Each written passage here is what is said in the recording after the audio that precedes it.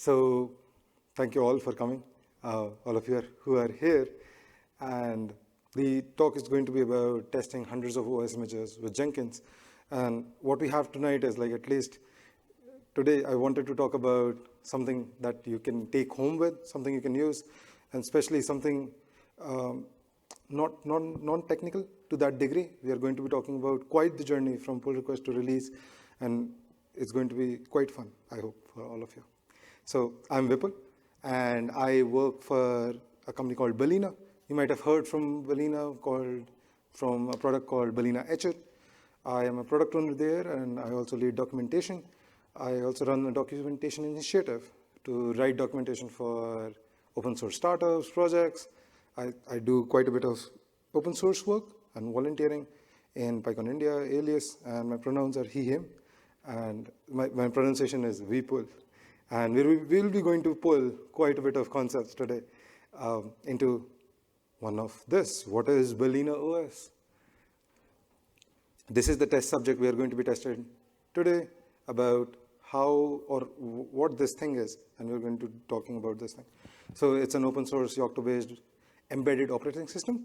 So it's lots of jargon here, but it's meant to run containers on small devices. Maybe you have heard of Raspberry Pis, Intel NUCs, BeagleBoons, NVIDIA Jetson devices. We support them all, and it's completely free, completely open source. The source code is also out there, and a lot of the people can use it. This is the OS that we are going to be releasing by the hundreds and testing by the thousands. And I'm pretty sure you haven't heard about it, but we were the first people to deploy containers in space. We run the operating system from everywhere, from tech farms to underwater drones to Dyson even. Lots of work being done down there. And the major challenge then comes with building an embedded operating system is the problem of testing it and releasing it. Where even your smart toaster will have firmware updates, you have to be very careful about what you're releasing. You need to make sure it's fault tolerant. You need to make sure it's completely reliable before releasing. How to do that? Because while testing software is quite hard, testing software on hardware is downright painful. There is no standardization. There is no open source framework available. And that's what we are trying to solve. So as I said before, like there are several challenges involved in building an embedded operating system. And that involves like maintaining backwards compatibility, adding support for new devices, and all the good things that comes with just maintaining operating systems. But now you're maintaining operating systems for 100 different devices. Our solution, an Autokit. What's an Autokit? An Autokit is a device that controls a device under test. It's just that. Let's say you are building an operating system for a Raspberry Pi 4. So an Autokit will be the one that actually controls the Raspberry Pi 4 to test on it. It automates it. How you ask it automates it? We automate it in every way possible. Where an Autokit is built in a way where we can use every single interface the Raspberry Pi 4 has, from power to network to serial to GPIO. We can actually check every USB port to CSI, DSI. We can overclock. We can do lots of things with an Autokit. And that's where the power comes of building a hardware in the loop testing pipeline. This is something that we are going to talk about in this talk quite a bit. What is hardware in the loop? What is this diagram? And I apologize for my drawing skills here, but the actual prototype is quite worse. We are still in beta, and we're still releasing improvements there. But like I said, Autokit comes with quite a bit of features like flashing the storage of your device, connecting to the power, checking if the device is on and off. It does quite a bit of things. And all of this helps in creating a pipeline which can test an operating system. This is critical. And again, like we have tons of features about hard drive support, modems, serial interface, and the best part, it's all available for 3D printing access. There is no custom hardware, and all the off-the-shelf components, it's actually completely free to build, and you can build it yourself today. That's the best part about an Autokit. And here's why I showed you the diagram. This is an Autokit. So it's one of our prototypes where we started working on the top right, you can see it's the host that controls the black box, which is the DUT. It has an Intel NUC inside, and all of these wires and all of these components being used is controlling that DOT fully. So once you run an operating system test, it gets tested by this hardware right here. And we'll talk more about this, how this works and how is the architecture. But the second part of this thing, or something to just understand the journey, is Leviathan. Leviathan is our software layer that runs or talks with Autokit. It configures the artifacts. Basically how you have a hardware, if you have a hardware, then you will have a software as well. So it's free and open source. It can do results. It can give out results as well. And the same test suite, the most important part, is you can run the same test suite for hundreds of devices. So you don't have to alter your test suite for every new device that comes in. Leviathan takes care of all the complexity and runs it for you. And here's the architecture. This is the big picture about how we are testing. We'll explain this. This is our journey. But if someone wants an overview right now of what we just talked about, the client Jenkins gives the artifacts to the Leviathan container. The artifacts is a BalenaOS image. Leviathan checks it out, gives it to the Autokit, and Autokit checks it, or Autokit tests this BalenaOS release, the operating system, on an actual device. That's how our loop goes, and that's how our feedback cycle also goes as we go along. Let's start our journey. We'll explain more, like if you have been following up, like with all the jargon, we'll be explaining all of this in our journey. And as you know, we are all open source contributors here. So when you start your journey, it all starts with a pull request. So here is me adding some additional logs to the testing suite. And what this pull request does from the meta-Balena repo on our BalenaOS org is it starts a Jenkins build of all available supported devices. We build every single device that we support on Jenkins first, because with Yocto, even the build process can tell you a lot of things that have gone wrong. Even if you change like some component, maybe you just upgraded the network manager version, it can go wrong and the build can fail. So we build everything again. And you might agree it takes quite a bit of time. How would it? But with Jenkins and the power of Jenkins and the power of the Yocto pipeline, it only takes just about an hour to build all of this. It's about 100 different device types, which are releases being built, and we validate them at this point only.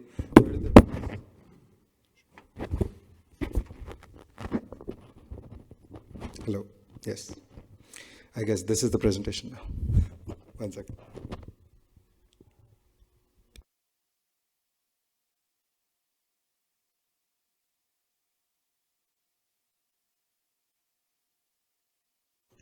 Production issues, no worries. We'll mitigate that. Let's keep it going. So right now, on step 2, we have built the entire BalenaOS release from just one pull request. For the hundreds of pull requests that come to us, we build it again and again and again, each time.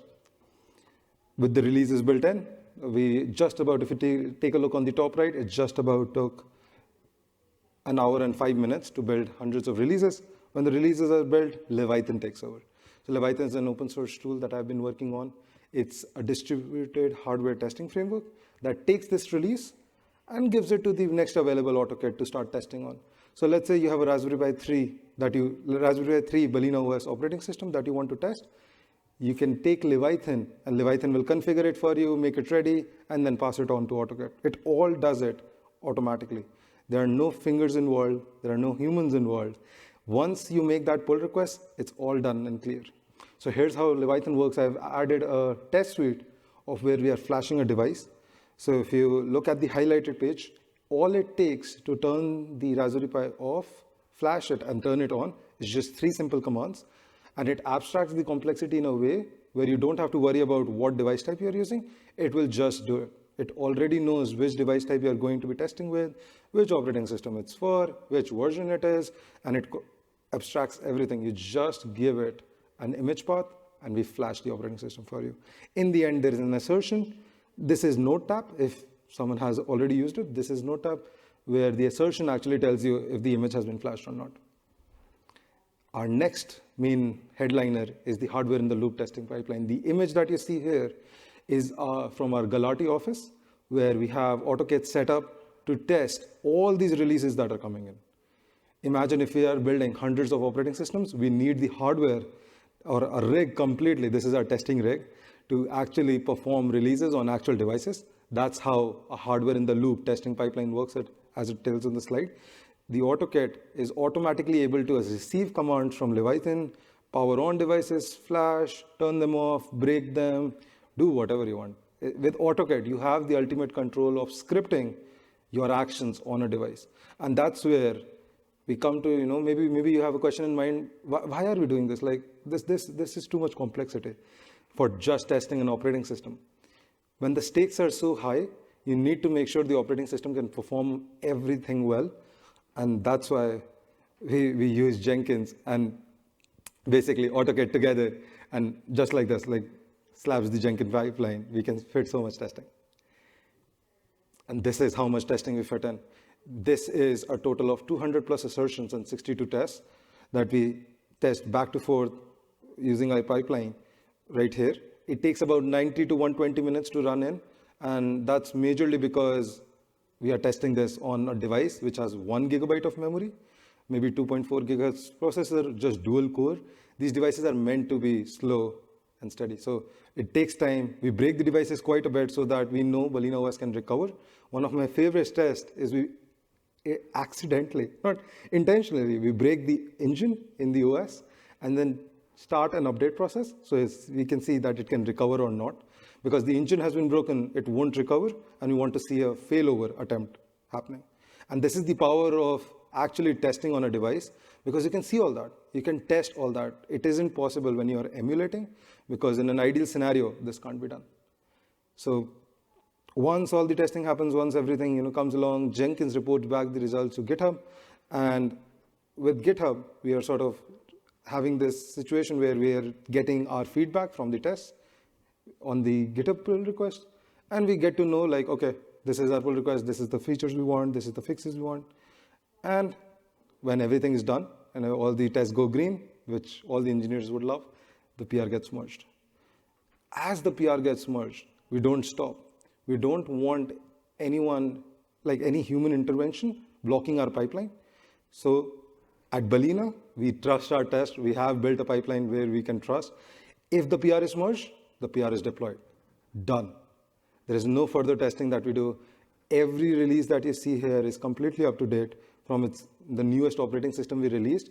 So I can tell you a very nice story. One time, a customer reached out to us on support where they mentioned that the Red Sox proxy of our OS is broken now.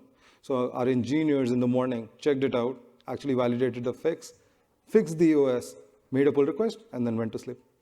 In 4 hours, the OS was tested, built, tested twice actually, and then released. And the next day, not us, the customer reached back to us, thanking that we have already released our new version of the operating system with the fix in just under 12 hours.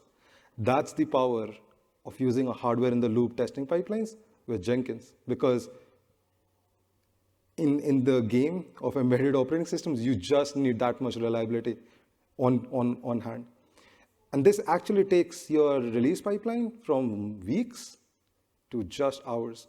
I mean, imagine the last time you have seen, don't want to name any names, but imagine any new operating system coming in just in the matter of hours when the bug is realized. It takes weeks of testing. Even beta testers get involved. Having this pipeline in your place or workplace can actually dramatically change your release schedule. This is a summary of our journey. You can read it. I have the slides as a link, but it will help you sort of understand what we have gone through. And this is basically hardware in the loop testing. If you think about it, what our gains are, we have reduced our OS testing as well as development cycle from weeks to hours. We can achieve support. We can actually focus on building support for new devices rather than maintaining old support. And this has actually enabled an IoT company to follow TDD in software testing on hardware. And specifically, it has helped quite a bit in chip shortage. When we were dealing with it, and so were our customers, so we could test new releases as fast as they could be possibly tested. The major question, and sort of something that a lot of attendees and a lot of speakers miss out, is how do I use this? Like, sure, it's a 25-minute presentation. We have memes. You had good laughs. But how do I actually use this? More bad drawings. An Autokit can be used to plug into commercial hardware. so that you can actually start testing or start maintaining this hardware. Let's say you have a Mac Mini in your office, you have 5 of them. Let's say one of them needs an OS update. You have to either visit or just start an update from another Mac Mini to this one, and that's costly, right? You don't know if it went well. You don't have a way to roll back the release if it messes up. Things can happen, and your business gets affected, which is our major concern, because in the IoT industry, the major part depends upon the cornerstones of trust and reliability. We can't mess with that thing. So with an Autokit, you can actually control all of your devices, you can maintain them, you can automate them using scripts, and if anything goes wrong, just flash it instantly. What's our next thing? Let's say you are a software developer building Chromium or Pi-hole or VS Code for Raspberry Pi. How do you actually test this on a real Raspberry Pi? You can always emulate ARM v8, but you never know if it actually uses all the features of Raspberry Pi. Maybe there is a new network manager in the OS. There's tons of things that can change when you are actually running your application on the Raspberry Pi 4 here, or just any other device. With an Autokit and a hardware in the loop testing pipeline, you can actually know. And at Balena, we like to call it, we want to be ASAP as soon as possible, but we want to be ACAP as well, which is as confidently as possible. We want to release our operating system and know that it actually works rather than just going on intuition. And the last thing is very much on quality assurance. Let's say you are a hardware manufacturer building devices. You can actually use Autokit to test new hardware. Test if the serial port is working. Test if in 40 degrees Celsius your chip doesn't burn out. Test if this device works in 100% humidity. Stress testing, assurance testing, random testing, we can do it all. Autokit is built to handle most of the scenarios that you can throw at it. And of course, you can test operating systems. That's what we use it for. And that's the talk. But what we have learned, testing operating systems is important. You don't do them, you already know how things go with other operating systems. Whenever a new operating system comes, be it Apple, be it open source, be it Windows, there are always bugs. And you always go and wonder, like, why did the OS engineers not test? We also think that. We always think about how we can improve our own operating system. And that's why it's important, but it's incredibly painful at scale. It's so painful, in fact, that not many people go the distance of creating this pipeline. And that's why we created a free and open source and hopefully a standardized way of actually using this pipeline. But it doesn't have to be. And when you look at it, when tools with Leviathan and Autokit, you can actually achieve exponential gains with a hardware in the loop testing pipeline. I have resources here. You can scan the site. You don't have to click. I have a QR code for all these slides and everything. You can find it there. And that's the talk. And that's the QR code. Thank you. But Vipul, what do you do for, yes. I don't have a need for this, I don't deal with hardware, but it's pretty cool what you guys did here. How do you handle multiple OS testing on different hardware types? Indeed. I can have a very nice example. We have tons of stories. I'll have a story specifically. So for people who didn't listen that, your name? Chris. Chris asked, like, how do we test operating systems on different device types? Especially one thing that Leviathan does quite well is you don't have to worry about it. With Leviathan, you can write one test suite that can target all of those devices. So that's one problem. But there is still, quirks that happen. I have a very good story where the Raspberry Pi Foundation released Raspberry Pi 4. Everyone has seen a Raspberry Pi since. But what they have done is they released a board revision, which is going from 1.4 and upgrading it to 1.5. And that failed for us. The firmware or the bootloader had an issue, so BalenaOS had to be fixed. And that's where the testing pipeline like this helps to catch the issue pre-production, not post-production, where the customer will get affected. So with the hardware in the loop testing pipeline, you can actually find, and with Leviathan, you can actually write test suites that can target multiple device types, multiple iterations of those device types, and multiple flavors of those device types, whichever you want. Yeah, actually, I don't think I phrased it correctly. Previous OS versions that maybe some people are running with newer hardware types.